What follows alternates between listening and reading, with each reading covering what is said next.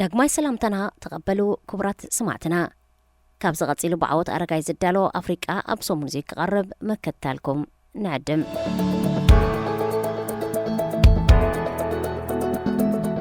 ኣፍሪቃን ህዝባን መጻኢ ቅርጽ ዓለም ከትሕዝ ዝሓለፈ ወርሒ ታሕሳስ ቁጥሪ ህዝቢ ዓለም 8 ቢልዮን ከም ዝበጽሐ ጸብጸባት ውድብ ሕብራት ሃገራት ገሊጾም እዮም። ቁጥሪ ብዝሒ ህዝቢ ዓለም በዚ ዘለዎ ዕቤት እንተቐጺሉ ኣብ 2050 ናብ 9.5 ቢልዮን ክድይብ ምዃኑ እቲ ጸብጻብ ይሕብር። ኣብ ብዝሒ ህዝቢ ዓለም ቁጥሪ ኣፍሪቃውያን ብዝዓበየ መልክዑ ይዓብብ ምህላው ኣብ 2050 25 ሚእታዊት ክሽፍን እዩ። እዚ ኣብ 1950 10 ሚእታዊት ጥራይ ብምንባሩ ህዝቢ ኣፍሪቃ ኣብ ውሽጢ 100 ዓመት ዓብ ዝላ ከመዝግብ እዩ። ኣብዚ ሕጂ እዋን 40 ሚእታዊት ካብ ህዝቢ ኣፍሪቃ ትሕቲ 14 ዓመት እዩ። ገምገማዊ ዕድመ ድማ 19.5 ብምዃኑ ኣፍሪቃ ምስ ዘለዋ ባህርያዊ ሃብቲ ክሰርሕ ዝኽእል ንኡስ ዕድመ ተሓዊስዎ ህዝባ መጻኢ ቅርጽ ዓለም ከትሕዝን ክምእዝንን ዘለዎ ተራ ዓብ ከም ዝኾነ መጽሔት ናሽናል ጂኦግራፊ ትገልጽ። ስነ ፍልጠታዊ ምርምራትን ታሪኽን ከም ዝሕብርዎ ኣህጉር ኣፍሪቃ መበቆል ዘመናዊ ወዲ ሰብ እያ። ኩሉ ብዓለም ዘሎ ፍጡር ወዲ ሰብ ካብ ኣፍሪቃ ብፍላይ ድማ ምብራቕ ኣፍሪቃ ፈሊስዩ ንዓለም መሊእዋ። ንድሕሪት ምልሲልና ኣብ ታሪኽ ምስ ንርኢ ቅድሚ ሚልዮናት ዓመታት ቀረባ ኣዝማድ ደቂ ሰብ ከም ኒያንደርታል ይኹኑ ዘመናውያን ደቂ ሰባት ሆሞሳፒያንስ ኩሎም ቅድሚ 70 ክሳብ 50 ሸሕ ዓመት ካብ ኣፍሪቃ እዮም ፈሊቖምን ናብ ካልእ ቦታታት ዓለም ፈሊሶምን። ናይ ዲኤንኤ መጽናዕቲ ደቂ ሰባት ከም ዝሕብረውን መበቆል ደቂ ሰባት ኣፍሪቃ ምዃኑ እዩ። ብዕቤት ንኤስያ ተኸቲላ ኣብ ካልኣይ ደረጃ ትስራዕ ኣፍሪቃ መበቆል ደቂ ሰባት ክነሳ ግን ንምንታይ ብዝሒ ህዝባ ቅድሚ ኩሉ ክዓቢ ዘይከኣለ ዝብል ሕቶ ክለዓል ንቡር እዩ። መልሱ ድማ ሕማም፣ ኩናት፣ ጊላነት፣ መግዛእቲ፣ ፍልሰትን ካልእን ክጥቀስ ይከኣል። ኣህጉር ኣፍሪቃ ብናይ ሓሳብ መስመር ኤኳቶር ዳርጋ ብማዕረ ኣብ ፍርቀ ዝተመቕለት እያ። እዚ ፀሓይ ኣብ ልዕሊ ርእሳ ስለ ዝገብራ ንዝበዝሕ ክፋል መዋቕ ቦታ ክገብሮ ኣብ ውሽጢ ናይ ሓሳብ መስመር ትሮፒክ ኣብ ልዕሊ ምዉቕ ምዃኑ ድማ ናይ ሃሩር ማለት ሂሚዲቲ ጠልውን ዝሓቖፈ እዩ። ትሮፒካዊ ኣፍሪቃ ዝለዓለ ዓቐን ዝናብ ዝረክብ ኣብ ልዕሊ ምዃኑ ሙቐትን ሃሩርን ተሓዊስዎ ዝተፈላለዩ ንሕማም ዘቃልዑ ቫይረሳት ይኹኑ ባክቴርያታት ብቐሊሉ ክፋረዩ ይኽእሉ። ኣብዚ ከባቢ ዝነብሩ ሰባት ድማ ብዝተፈላለዩ ሕማማት ተጠቂዖም ኣደዳይ ሞት ክኾኑ ጸኒሖም። ከም ወይቦ፣ ሸሮኽ፣ ዓሶ፣ ደንጌ፣ ውጻእትን ካልኦት ሓያሎ ሕማማትን ድሒሩ እውን ከም HIV ዝኣመሰሉ ሕማማት ቀንዲ ቀተልቲ እዮም ነይሮም። እዞም ሕማማት ዛጊት ኣብ ዝተፈላለየ ከባቢታት ኣፍሪቃ ሞጉዳእቲ ዘወርዱ እኳ እንትኾኑ በብእዋኑ ብዝመሓየሽ ዘሎ ኣገልግሎት ጥዕናዊ ክንክን ግን እናጎደሉ ክመፁ ጸኒሖምን ኣለውን። ሕማም ሓደ ህዝቢ ኣፍሪቃ ከምቲ ካልእ ከይዓቢ ከልኪሉ ዝጸንሐ ጠንቂ እዩ። እቲ ካልእ ጊላነት እዩ። ንግዲ ጊላነት ብዓረብ ከምኡውን ብኤውሮጳውያን ኣትላንቲክ ውቅያኖስ ተሳጊርካ ዝተገብረ መሸጣ ሚልዮናት ዝግመት ቁፅሪ ክኸውን እንከሎ ናብ ሰሜንን ደቡብ ኣፍሪቃን ናይ ዝተወስዱ ኣፍሪቃውያን ቁፅሪ ጥራይ 15 ሚልዮን ይግመት። እዚ ናይቶም ኣብ መንገዲ ዝሞቱ ካልኦት ሚልዮናት ቁፅሪ ኣይጠቓልን እዩ። ኣብ 1850 ቁፅሪ ብዝሒ ህዝቢ ኣፍሪቃ 25 ሚልዮን ከም ዝነበረ እዩ ዝግለጽ። ጊላነት እንተዘይነብር እዚ ቁፅሪ እዚ ብውሕዱ 50 ሚልዮን ክኸውን ዝግብኦ ከም ዝነበረ ግምታት መጽሔት ናሽናል ጂኦግራፊ ይሕብር። ቀፂሉ መግዛእቲ ሃገራት ኣፍሪቃ ብኤውሮጳውያን ስዒቡ ብዝተፈላለየ ምኽንያት ብፍላይ ድማ ብሰንኪ ቀዳማይን ካልኣይን ኩናት ዓለም ህይወት ኣሽሓት ማኢት ቀፂለን ሃገራት ኣፍሪቃ ናጽነተን ምስ ኣወጃውን ንሓድሕደንን ኣብ ገዛእ ርእሰንን ብዘካየድኦ ኩናት ናይ ሚልዮናት ህይወት ቀዚፉ።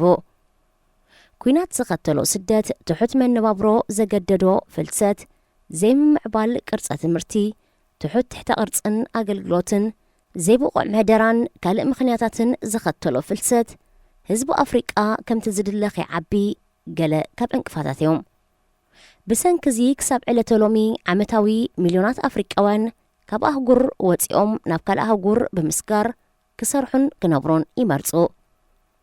ቀረብ መግብን ማይን ከምኡውን ትሕተ ቅርጽ እንተዘይሃልዩ ብዝሒ ህዝቢ ቁፅሪ ክጉዳእ ንቡር እዩ። ኣንጻር ኩሉ መሰናኽላት ኣብ ኣፍሪቃ ዝግበር ዘሎ ዘገምታዊ ለውጢ ግን መጻኢ ወለዶ ኣብ ኣህጉር ክተርፍን ክሰርሕን ተስፋ ዝህብ ይመስል። እዚ እንተተገይሩ ድማ ናይ ለውጢ ሓይሊ ከም ዝኸውን ይግመት። እዚ ንምትግባር ጥሜትን ድኽነትን ክትጠፍእ፣ ቅርፂ ትምህርትን ጥዕናን ክምዕብል፣ ማዕርነት ጀንደር ክረጋገጽ፣ ሞት ህፃናት ከምኡውን ኣዴታት ኣብ ግዜ ወሊድ ክጎድል፣ ምስ ካልኦት ኣህጉራት ናይ ምዕባለ ሽርክነት ክህሉን ከድልዩ።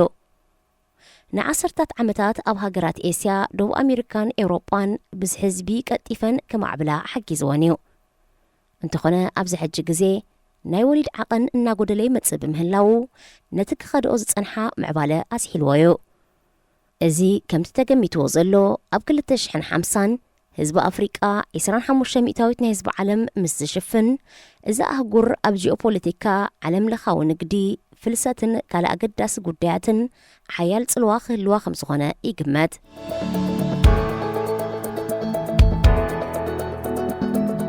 ማእከላይ ገምጋም ዕድመ ህዝቢ ኣፍሪቃ ከምቲ ዝተገልጸ 19.5 ዓመት ክኸውን እንከሎ፣ እዚ ምስ ካልኦት ሃገራትን ኣህጉራትን ክወዳደር እንከሎ ኣዝዩ ንኡስ ዕድመ ከም ዝኾነ፣ እዚ ድማ እወታውን ኣሉታውን ሳዕቤን ከም ዘለዎ ተገሊጹ።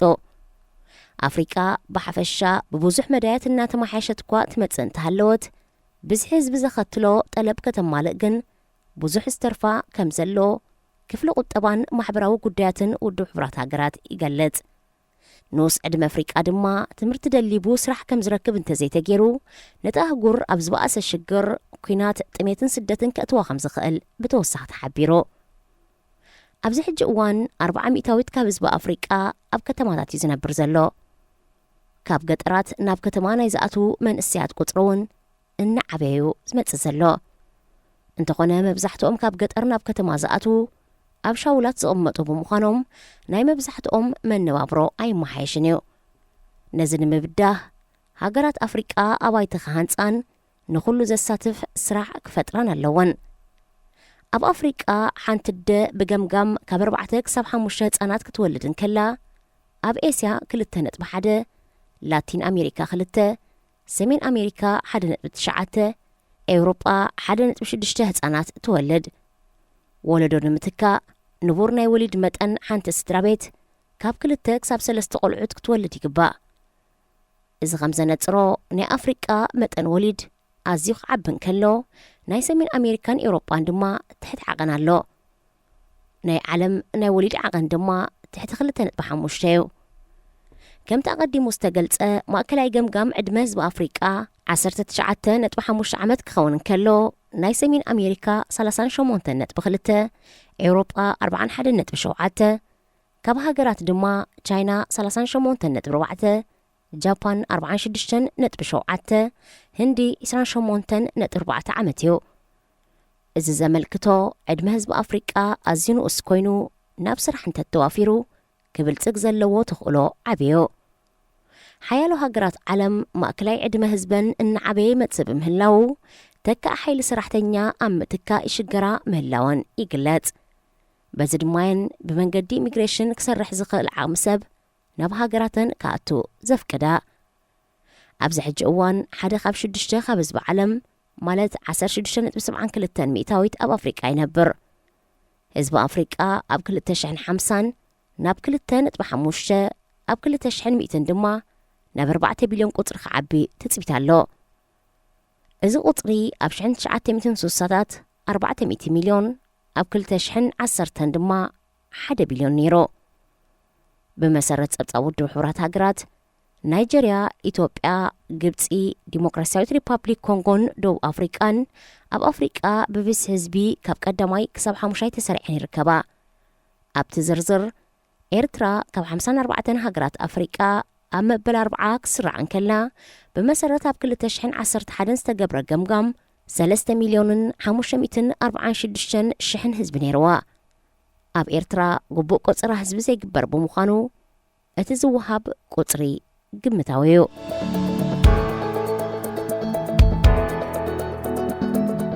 ብልሽውን ኣፍሪቃ ብወግዒ ዘይተኣወጀ ተላባዕ ሕማም። ኣቐዲሙ ከም ዝተገልጸ ኣህጉር ኣፍሪቃ ምስ ብዝሒ ህዝቢ ኣብ ኣገዳሲ ዛዕባታት ዓለም ወሳኒ ተራ ክህልዋ እዩ። እዚ ክኸውን ግን ኣብዚ ኣህጉር ፈውሲ ተሳኢንዎ ዘሎ ካብ ግዜ ናብ ግዜ እናተላብዐ ዝመጽእ ዘሎ ብልሽውና ኣደብ ምስ ዝግበረሉ እዩ። ኣብዛ ሓለፈ ቅንያት ጥራይ ፕሬዚደንት ኮሞሮስ ነበር ኣሕመድ ዓብደላ ሳምቢ ፓስፖርትን ዜግነትን ሃገሩ ሸይጡ ናይ ሚልዮናት ዶላራት ኣታው ብምግባሩ ንሕልፈት ማእሰርቲ ተፈሪዱ። ፕሬዚደንት ኣፍሪቃ ሲሪል ራማፎሳ ከምኡውን ፕሬዚደንት ነበር ጃኮብ ዙማ ብብልሽውና ተኸሲሶም ኣዛዚ ፖሊስ ማላዊ ብሰንኪ ብልሽውና ካብ ስልጣኑ ተኣልዩ። ኣብ አንጎላ ጓል ፕሬዚደንት ጆሽ ኤድዋርዶ ናይ ኣቦኣ ስልጣን ተጠቒማ ናይ ቢልዮናት ዶላራት ኣታው ጌራ። ሚኒስትር ዓሳ ናሚብያ ካብ ኮንትራት ዓሳ ሚልዮናት ብምጥፍኡ ተኸሲሱን ካልእን ዝብሉ ዜናታት ክቃልሑ ቀንዮም። እዚ ብኸፊል ደኣ እምበር ኣብ ሓያሎ ሃገራት ኣፍሪቃ ተመሳሳሊ ዜናታት ነይሩ። እዚ ድማ ኣብ ኣህጉር ኣፍሪቃ ዘሎ ብልሽውና ገና ብዝለዓለ ናህሪ ይቕፅል ከም ዘሎ የመልክት። ዋዕላ ንግድን ምዕባለን ውድብ ሕብራት ሃገራት ኣፍሪቃ ዓመታዊ 88.6 ቢልዮን ዶላር ብሰንኪ ብልሽውና ከም እትኸስር፣ እዚ ድማ 3.7 ሚእታዊት ናይ ጠቕላላ ዘቤታዊ ዕቤት ከም ዝኾነ ንትራንስፓረንሲ ኢንተርናሽናል ብምጥቃስ ገሊጹ። ብልሽውና ኣፍሪቃ ብወግዕ ዘይተኣወጀ ተላባዕ ሕማም ኮይኑ ከም ዘሎ ድማ ተሓቢሩ። ኣብ ከተማ በርሊን ጀርመን ዝነበሩ ብልሽውና ዝቆጻጸር ትራንስፓረንሲ ኢንተርናሽናል ኣብ 1993 እዩ ተመስሪቱ። ኣብ 180 ሃገራት ዓለምን ትካላትን ምክትታል ብምግባር ኩነታት ብልሽውና ይመሚ። ትራንስፓረንሲ ኢንተርናሽናል ብልሽውና እንታዩ፣ ብኸመይ ይካየድ፣ ብኸመይ ይዕቀን፣ ኣብ መንጎ ሃገራት ከ ብኸመይ ይፈላለ ንምምላስን ኣንጻሩ ንምቅላስን ዝቆመ ውድብ እዩ። ብመሰረት ውድብ ብልሽውና ብዘይግልጹነት ዝካየድ ዘይሕጋዊ ገበን ብምዃኑ ካብ ውልቀ ሰባት ክሳብ ትካላት መንግስቲ፣ ኩባንያታት፣ ሰበስልጣን መንግስቲ፣ ዘይሕጋውያን ጉጅለታትን ካልእን የጠቓልል። ብምስጢር ዝካየድ ኣብ ርእሲ ምዃኑ ኣብ ልዕሊኡ ጽጹይ መጽናዕቲ ጌርካ ገበነኛታት ምሒኻ ንምውፃእ ሓያል ጻዕሪ ይሓትት። ትራንስፓረንሲ ኢንተርናሽናል ንዜጋታት ሃገራት ኣብ ዝልእኮ ናይ መሕትት መስርሕ ዝእክቦ መልስታት ምርኩስ ብምግባር ብምስጢር ብዝእክቦ ሓበሬታን ማዕከናት ዜና ብምክትታል ሃገራት ካብ ባዶ ክሳብ 100 ነጥቢ ብምሃብ ይግምግመን። እቲ ውድብ ኣብ ዘውፅኦ መግለጺ ልዕሊ 90 ሚእታዊት ካብ ሃገራት ኣፍሪቃ ትሕቲ 50 ነጥቢ ከምፅኣን ከለዋ 80 ሚእታዊት ካብዚአን ድማ ኣብ ዝሓለፈ 10 ዓመት ፈጺመን ወይ እውን ኣዝዩ ንኡስ ለውጢ ኣመዝጊበን። ብመሰረት ትገምጋም በጻብዕቲ ዝቁፀራ ሃገራት ድሓን ምምሕያሽ እኳ እንተረኣያ ዝበስሓ ሃገራት ንድሕሪት ብምጉታተን ግን ነቲ ናይ ውሑዳን ምምሕያሽ ከም ዝደወነኦ ተገሊጹ። ብልሽውና ኣፍሪቃ ብዘይሕጋውን ዘይዲሞክራስያውን ወተሃደራዊ ዕልዋታት መንግስታት ንሱ ዘኸተሎ ምቁልቋል ዲሞክራሲ፣ ግብረ ሽበራውያን መጥቃዕታት፣ ምምዝባል ጸጥታን ኩናት፣ ምጉዳል መሰረታዊ ሰብኣዊ ምእስላት፣ ውልቀ መላኽነት፣ ዘይብቕዕን ብልሽውን ምሕደራን ካልእን ዘኸተሎ ከም ዝኾነ ተገሊጹ። ኣብ ልዕሊ እዚ ሓያሎ መራሕቲ ኣፍሪቃ ቢልዮናት ሃብቲ ሃገር ዝኾነ ዶላራት ካብ ኣህጉሮም ወፃኢ ብሽሞም ዘቐምጡ ብምዃኖም ሓደ ካብቲ ኣብ ዝሓለፈ 10 ዓመት ዝተጋነነ ተርእዮ ከም ዝነበረ ኣማኻሪ ዞባ ኣፍሪቃ ኣብ ትራንስፓረንሲ ኢንተርናሽናል ሳሙኤል ካኒንዳ ይገልጽ። ንብልሽውና ብዝምልከት ኣብ ኣህጉር ኣፍሪቃ ብዝተኻየደ መጽናዕቲ ኣብቲ ኣህጉር ብውሕዱ 1/4 ዜጋታት መሰረታዊ ኣገልግሎት ንኽረኽቡ ብላዕ ክኸፍሉ ይግደዱ። ብልሽውና ንውልቃዊ ረብሓ ንምባል ህዝቢ ኣሚኑ ዝሃበካ ስልጣን ተጠቒምካ ሕጊ ብምጉዕጻጽ ኣብ መንጎ ክልተ ወገናት እዚ ግበረለይ እዚ ክገብረልካ ወይ እዚ ክገብረልካ እዚ ግበረለይ ተባሂሉ ዝካየድ ገንዘባዊ ወይ ካልእ ረብሓዊ ብላዕ ኣሰኒዩ ዝካየድ ገበን እዩ። ብዓይኒ ሕጊ ድማ ወሃባይን ተቐባላይን ገበነኛታት እዮም። ብልሽውና ካብ ንሃብታማት ንድኻታት ዝያዳ ከም ዝሃስን ኣብ 35 ሃገራት ኣፍሪቃ ትሕተ ሳራ ኣብ ዝተገብረ መጽናዕቲ ብሰንኪ ብልሽውና ዝኸተሎ ዘይሕጋዊ ምኽፋል ብላዕ 36 ሚእታዊት ድኻታት 19 ሚእታዊት ድማ ሃብታማት ሰባት ከም ዝህሰዩ ክፍለጥ ተኻኢሉ። ብመሰረቲ መጽናዕቲ ኣብ ኣፍሪቃ ዝበስሐ ብልሽውና ዝረኣየላ ሃገር ብ11 ነጥቢ ደቡብ ሱዳን ኮይናላ።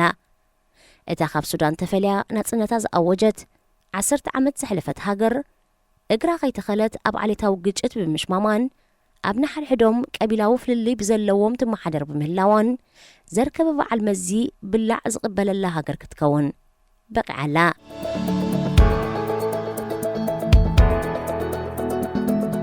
ብልሽውና ይኹን ምኽፋል ብላዕ ኣብ መንግስቲ፣ ንግዲ፣ ህንፃ፣ ኣብያተ ፍርዲ፣ ፖሊስ፣ ሜድያ፣ ሲቪል ማሕበረሰብ፣ ኣብያተ ትምህርትን ዩኒቨርሲታትን ስፖርት ኮታስ ኣብ ኩሉ ማሕበራዊ ጽላታት ኣሎ። እቲ ተግባር እምነት የጉድል፣ ንዲሞክራሲ የዳኽም፣ ቁጠባዊ ዕቤት የሰናኽል፣ ድኽነት የስፋሕፍሕ፣ ኣብ መንጎ ሃብታምን ድኻን ዘሎ ጋግ ድማ የስፍሖ። ኣከባብያዊ ብከላ ይፈጥር፣ ናብ ጥቕሚ ህዝቢ ክውዕል ዝነበሮ ፕሮጀክትታት ናብ ጁባ ውልቀ ሰባት ከም ዝሰፍር እውን ይገብር። ብመሰረቲ መጽናዕቲ ኣብ ኣፍሪቃ ብብስሒ ጉቦ ዝቕበሉ እቶም ብልሽውና ከይካየድ ቀንዲ ሓለውቲ ክኾኑ ዝነበሮም ፖሊስ ክኾኑ እንከለዉ 47 ሚእታዊት፣ ቀጺሎም ሰራሕተኛታት መንግስቲ 39 ሚእታዊት፣ ኣባላት ባይቶ 36 ሚእታዊት፣ ቤት ጽሕፈት ፕሬዚደንት ወይ ቀዳማይ ሚኒስተር 34 ሚእታዊት፣ ካብኡ ቀጺሎም ድማ ሰብ ንግዲ፣ ኣብያተ ፍርዲ፣ ዞባዊ ምሕደራ፣ ዘይመንግስታውያን ማሕበራትን መራሕቲ ሃይማኖትን ካልኦትን በብተረኦም ይስርዑ። መንግስታት ኩባንያታትን ኣገልገልቲ ህዝባዊ ጽላታትን ዝግበር ብልሽውና ኣብ ተራ ሰራሕተኛ መንግስትን ተወሪድና ሓደ ሰራሕተኛ መንግስቲ ዝወሃቦ መሃያ ንክራይ ገዛ መግብን ዕለታዊ መነባብሮን ክሽፍን እንተዘይክኢሉ ነገራት ከሳልጥ ካብ ህዝቢ ጉቦ መቕባል ከም መሃይኡ ገይሩ ዝወስዶ። መብዛሕተን ሃገራት ኣፍሪቃ ድማ ህዝባዊ ኣገልግሎት ንዝህቡ ሰራሕተኛታት ጉቡእ መሃያ ዘይከፍላ ብምዃነን ኣደዳ ብልሽውና ይኾና። ብልሽውና ንህይወት ነፍሲ ወከፍ ሰብ ክትንክፍ ዝኽእል ኮይኑ ውፅኢቱ ድማ ኣዕናውዮ። ንኣብነት ብሰንኪ ብልሽዋት ሰበስልጣን መንግስቲ ሓገግትን ኣኽበርቲ ሕግን ግዝኣቲ ሕግን ሕጋጋትን ይዕምፀፅን ናብ ዘይተደለየ ጥቕሚ ይውዕልን። ኣብ መንግስቲ ዝነበረ እምነት የጉድል፣ ንዲሞክራሲ የዳኽም፣ ብሰንኪ ብልሽዋት ወሃብቲ ኣገልግሎት ናብ ምዕባልን ምህናፅን ትሕተ ቅርጺ ኣብያተ ትምህርቲ፣ ኣብያተ ሕክምናን ካልእን ክውዕል ዝነበሮ ገንዘብ ኣብ ጁባ ውልቀ ሰባት ይኣቱ፣ ብሰንኩ ድማ ንብልጽግና ሕብረተሰብ ክውዕል ዝነበሮ ፕሮጀክትታት ይባኽን።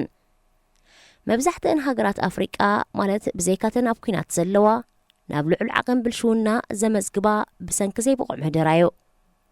ስስዐ ኣካል ባህርያት ወዲ ሰብ ኮይኑ ሳብ ዝቐጸለ እዋን ብልሽውና ክጐድል ዳ እምበር ካብ ገጽ ዓለም ፈጺሙ ክጠፍእ ከም ዘይሕሰብ ክኢላታት ይገልጹ። ትራንስፓረንሲ ኢንተርናሽናል ብልሽውና ንቕሓት ህዝቢ ብምዕባይ ጥራይ ክትከላኸሎ ከም ዝከኣል ይኣምን።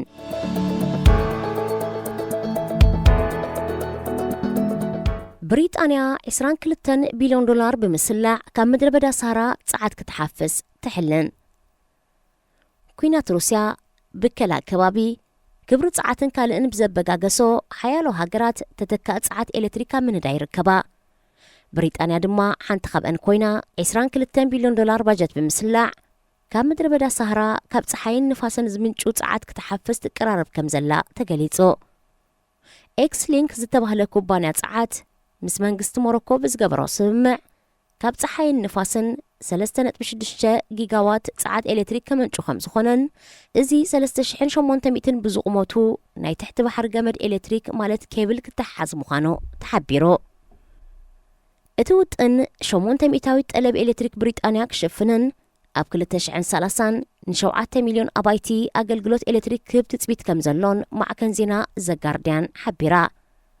ኣብ 6 ወርሒ 3 ቀዳሞት ሚኒስትራት ዝቀያየረት ብሪጣንያ ሓደ ካብ ቀንዲ ዘይምርጋእ ፖለቲካ ዝፈጠረላ ቀረብ ፀዓትን ናሃር ዋጋን ኮይኑ ነዚ ናይ ሞሮኮ ውጥን ከተጽድቆን ኣብ ዝሓፀረ ግዜ ክጅምር ከተፍቀድን ትፅቢት ኣሎ።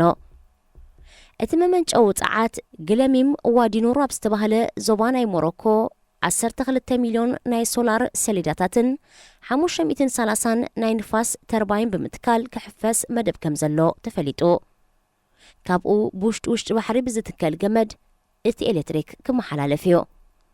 ኣብ ዓለም ኣብ ቀዳማይን ካልኣይን ዝስርዑ ምድረ በዳታት ኣንታርክቲክን ኣርክቲክን እዮም። እንተኾነ እዞም ምድረ በዳታት ኣብ ደቡብን ሰሜንን ጫፍ ዋልታ ምድሪ ዝርከቡ ብምዃኖምን ደቂ ሰባት ዘይቅመጥዎም ስለ ዝኾኑን ብዙሕ ግምት ኣይወሃቦምን እዩ። በዚ ምኽንያት ኣብ ሰሜን ኣፍሪቃ ዝርከብ ምድረ በዳ ሳህራ እቲ ዝዓበየ ምድረ በዳ ተባሂሉ ይጽዋዕ። ምድረ በዳ ሳህራ ኣብ 11 ሃገራት ዝተዘርግሐ ክኸውን እንከሎ ንዝበዝሐ ሰሜናዊ ክፋል ኣህጉር ኣፍሪቃ ዝሽፍን ኣስታት 9.2 ሚልዮን ትርብዒት ኪሎ ሜትር ስፍሓት ኣለዎ። ስፍሓቱ ክንዲ ብዕቤታ ንሩስያን ካናዳን ተኸቲላ ኣብ ዓለም ኣብ ሳልሳይ ደረጃ ትስራዕ ሃገረ ቻይና ዝኾነ ምድረ በዳ ሳህራ ስሕት ኢልካ ዝርከብ ኣብ ኦኣሲስ ዝዓቆረ ናይ ትሕተ ባይታ ማይ እንተዘይኮይኑ ንዓሰርታት ኣሽሓት ኪሎሜትራት ዝርጋሕ ብሑጻስ ተኸድነዮ ዝበዝሐ ምድረ በዳ ሳህራ ትሕቲ 1 ሚሊሜትር ማይ ዝሃርሞ ብምዃኑ ዝኾነ ቆጽሊ መጽሊ ኣይበቕሎን እዩ ገምጋም ሙቐት ቀትሪ 30 ዲግሪ ክኸውን እንከሎ ኣብ ግዜ ክረምቲ ሙቐት ክሳብ 50 ዲግሪ ክበጽሕ ይኽእል ሳህራ ኣብ መንጎ ናይ ሓሳብ መስመር ኢኳቶርን ትሪፕን ካንሰርን ዝርከብ ብምዃኑ ብርሃን ፀሓይ ብቐጥታ ዝረኽቦ ብርሃን ፀሓይ ዝፈጥሮ ሙቐት ነቲ ምድረ በዳ ክትነብሮ መሪር ስለ ዝገብሮ ኣብ ማእከል ሳህራ ኣስታት 2 ሚልዮን ሰባት መብዛሕትኦም ሰበኽሳግም ጥራይ ይቕመጥዎ ምድረ በዳ ሳህራ ክሊማኦን ትሕዝቶ መሬቱን ኣረኣኢኻ ፍጹም ጥቕሚ ዘይብሉ መሬት ዝመስል እኳ እንተኾነ ኣብዚ ምድረ በዳ ንመላእ ዓለም ክባጻሕ ዝኽእል ፀሓያዊ ፀዓት ክሕፈስ ከም ዝከኣል ኣብ ጀርመን ዝመደበሩ ደዘርት ቴክ ዝተባህለ ኩባንያ ኤሌክትሪሲቲ ኣብ ዘካየዶ መጽናዕቲ ኣቐዲሙ ገሊጹ እዩ ምድረ በዳ ሳህራ ደመና ዘይብሉ ወይ እውን ስሕት ኢሉ ዘጋጥሞ ብምዃኑ ዓመታዊ ካብ 3.6 ክሳብ 4,000 ሰዓታት ብርሃን ፀሓይ ይረክብ እዚ ድማ ልዕሊ 4 ዕፅፊ ሃገራት ኤውሮጳ ዝረኽቦ ፀሓዮ እዚ ብሕርሻ ምእካብ ብርሃን ፀሓይ ማለት ሶላር እንተተኣኪቡ ንኣፍሪቃ ኤውሮጳ ካብኡ ሓሊፉን ንዓለም ዝኸውን ሓይሊ ኤሌክትሪክ ከመንጩ ይኽእል ንመነጻጸሪ ክኸውን ኣብ ሞሮኮ ዘሎ ናይ ፀሓይ ፀዓት እንተርኢና እቲ ሃገር ኣብ 25 ኪሎ ሜትር ዝተኸለቶ መእከቢ ብርሃን ፀሓይ ሶላር ኣስታት 582 ሜጋዋት ፀዓት ክትረክብ ኪኢላ ኣላ እቲ ሃገር 4 ተመሳሳሊ መመንጨው ፀዓት ብምትካል 2,000 ሜጋዋት ክትረክብን 50 ሚእታዊት ዘድልያ ኤሌክትሪክ ሸፊና ዝተረፈ ንሃገራት ኤውሮጳ ክትሸጦ መደብ ኣለዋ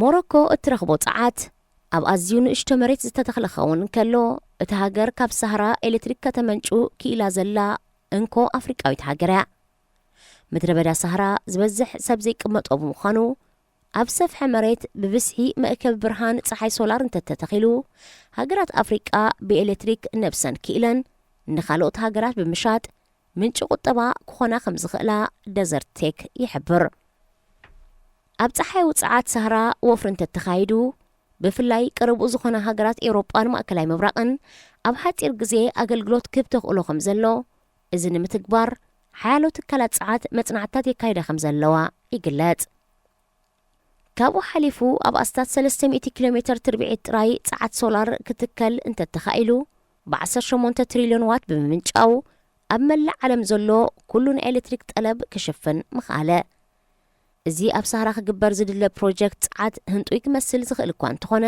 ምስ ኩነታት ኣየርቲ ምድረ በዳ ኣተሓሒዝካ ግን ንምትግባሩ ከቢድ የምስሎ ይኸውን እንተኾነ ዓለም እናሞቆት ኣብ ትመፀሉ ዘላ እዋን እቲ እንኮ ኣማራፂ ኣብ ዝሕደስ ፀዓት ምውርካስ ምዃኑ ተመራመርቲ ይገልጹ ናይ ፀሓይ ብርሃን ምጥቃም ድማ እቲ ዝበለጸ ኣማራፂ እዩ ሳህራ ካብ ቀይሕ ባሕሪ ክሳብ ኣትላንቲካዊ ውቅያኖስ ኣብ ዞባ ሳሕል ማእከላይ ኣፍሪቃ ክሳብ ማእከላይ ባሕሪ ዝዝርጋሕ 31 ሚእታዊት ኣህጉር ኣፍሪቃ ይሽፍን ኣልጀርያ ጫድ ግብፂ ሊብያ ማሊ ማውሪታንያ ኒጀር ምዕራብ ሳህራ ሱዳንን ቱኒዝያን ድማ ዝበዝሕ ክፋለን በቲ ምድረ በዳ ዝተሸፈነ እዩ ኣብ 2019 ብዝተገብረ መጽናዕቲ ኣብዚ ዓለም ዝርከብ ወዲ ሰብ ኣስታት 173,000 ቴራዋት ናይ ኤሌክትሪክ ፀዓት ተጠቂሙ ብፍላይ ኣብ ሳህራ ዝርከባ ሃገራት ኣብ ፀዓት ፀሓይ ኣተኩሮ እንተገይረን ነቲ ሰብ ዘይቅመጦ መሬተን ምንጪ ኣታዊአን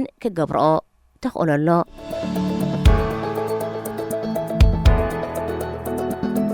ዝኸበርኩም ሰማዕትና ብዓወት ኣረጋይ ዝተዳለወ ኣፍሪቃ ኣብ ሰሙን እዚ ኣብ ዝተፈጺሙሎ ዝመጽእ ሰሙን ብኻልእ ትሕዝቶ ክሳብ ንረኸብ ሰናይ ቅነ